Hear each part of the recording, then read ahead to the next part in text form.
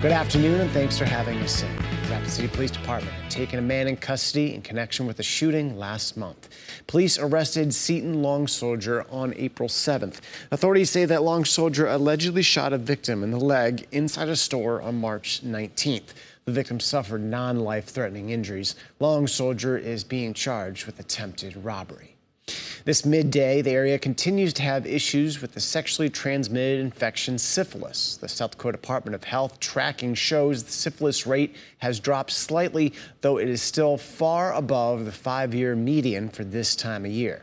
According to the DOH data, by April, there should typically be an average of 15 cases. This year, however, we're sitting at a total of 283 cases since January 1st. That's almost a 1,700% increase over what it should be.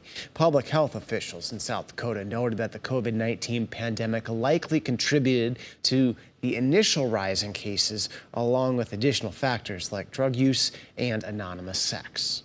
The Department of Health has also issued a warning to the public and medical professionals about the threat of fentanyl mixed with xylazine. The DA has reported that this mixture is becoming increasingly widespread and poses a significant risk to public health. The combination of these two substances can lead to respiratory depression, seizures, and even death. Turning now to a first look at our midday forecast with meteorologist Scott Mont. Once again, the heat is on today, right, Scott?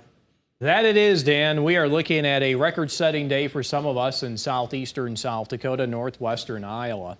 We are watching a very slow-moving system that can bring us some rain late this work week, probably Friday, maybe even extending into the Saturday morning hours in eastern and southeastern Kettleland. But before then, expect warm temperatures to continue ahead of that cold front, where we have south winds. Behind it, winds are becoming north to northwest. As you see, Futurecast here over the next 12 hours, it's trying to bring in a shower or two, but for the most part, it looks like we will stay dry. Temperatures are in the 70s and 80s. Now, that covers south central, parts of eastern and southeastern Kettleland. As you see, we do have southerly winds there coming in around 10 to 20 miles per hour.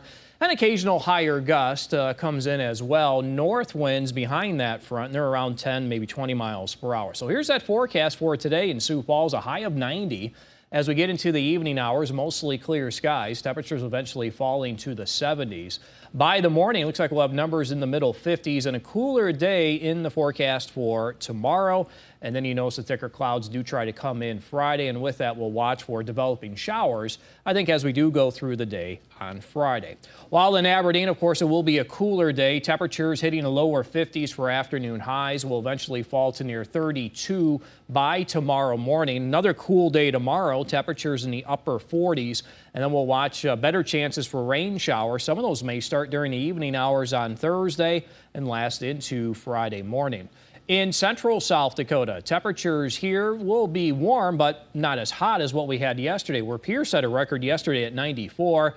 We'll get close to 70 today. Numbers will eventually fall to the 30s by tomorrow morning. 60s in our forecast for tomorrow, with developing rain, maybe tomorrow evening, but going into tomorrow night and Friday. Look for the scattered showers, maybe the isolated thunderstorm.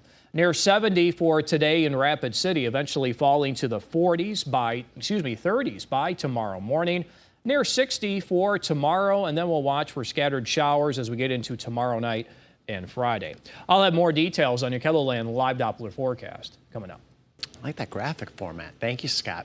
Tiger Robotics began in the Harrisburg School District back in 2012. The goal of the club is to get kids excited for STEM learning through competitive robotics. The senior team captain has been creating robots in the club since middle school and won numerous state and global awards for their robotic creations. It's always fun to see your kids do well, but these guys have just done far and away better than they have in other years and other teams as well. Coming up in tonight's Eye on Kettleland, our Renee Ortiz talks to members of the team and takes a look at what they're building for their next competition. Americans are dealing with record high credit card debt. A new Federal Reserve report says it hit $4.8 trillion in February. Credit card interest rates are also soaring, now at an average of just over 20%, according to Wallet Hub. Now, an update on the classified intelligence documents that found their way onto the internet after a major leak. As Catherine Herridge reports, the Secretary of Defense made his first comments on the case yesterday. Who had access at that point? We don't know. Defense Secretary Austin acknowledged Tuesday the leaked U.S. documents were exposed on the web, potentially for weeks. But he said the probe, led by the FBI, is making progress. We will continue to investigate and turn over every rock until we find the source of this and the extent of it. Two officials tell CBS News steps have been taken to cut down the number of people receiving some classified briefings as the investigation accelerates. It's actually easier the higher the level of classification. Robert Anderson worked counterintelligence and espionage cases at the FBI. He says the highly classified nature of the leaked records may create a shortlist. All those documents are numbered and accounted for, so you can actually very quickly get to who had access. The leaked records were apparently printed before being photographed and posted online. A U.S. official says printers used for classified documents register a unique ID, possibly a clue for investigators. Well, there's going to be a significant effort to look at all these different investigative avenues in the physical world and the digital world. Meanwhile, the Biden administration deals with the diplomatic fallout. We have engaged with allies and partners at high levels over the past days, including to reassure them about our own commitment to safeguarding intelligence. U.S. officials tell CBS News that before the leak, 1,000 people or more potentially had access to the classified material. To limit the risk, that number has now shrunk significantly. Catherine Herridge, CBS News, the Pentagon. A shocking new survey reveals just how widespread gun violence is in the United States.